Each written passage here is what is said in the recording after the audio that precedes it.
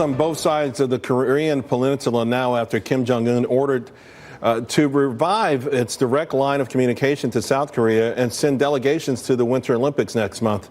This while President Trump and South Korea's President Moon agree not to hold joint military drills during the Winter Olympics in an effort to ensure the security of those games. Here with me now to discuss, Bruce Klingner, Heritage Foundation Senior Research Fellow and former CIA Deputy Division Chief for Korea, and back with us, Heather Higgins. Bruce, it's interesting.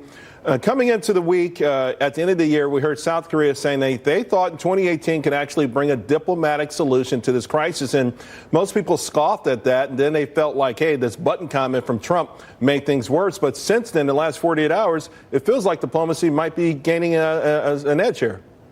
Well, I've been following North Korea for quite some time, and especially reading the New Year's Day speeches that the North Korean leader does. So I tend to be a bit more skeptical and cynical, perhaps. What we saw with Kim Jong-un with the New Year's Day speech offered an olive branch, as they do every year. And South Korean President Moon Jae-in grabbed at it this time because he was desperate to try to ensure the South Korean Olympics go off without some kind of North Korean provocation. So, if North Korea agrees to pick up the phone in the joint security area, that's great. If they agree to sit down at a table with the South Koreans, that's great. But we've seen that many, many times, and so far it's never led to anything positive. What are your thoughts on this, Heather? I think that the definition of insanity is doing the same thing that you know doesn't work over and over again. And the virtue of Trump is he's doing something different.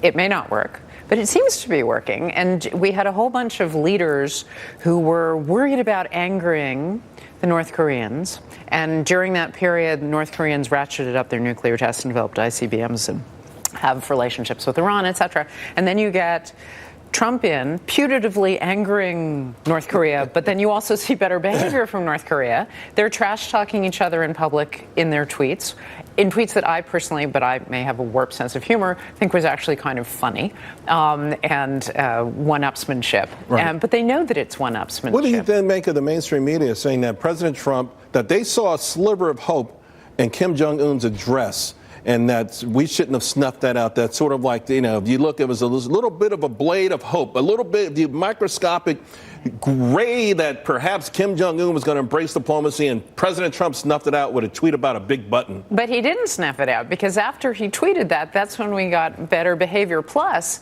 remember, the soldier who came across the DMZ had parasites in him that the South Korean doctors had never seen in a human being, which indicates that they are at a level of food deprivation and starvation that's like a dog that's eating anything that it can eat to survive.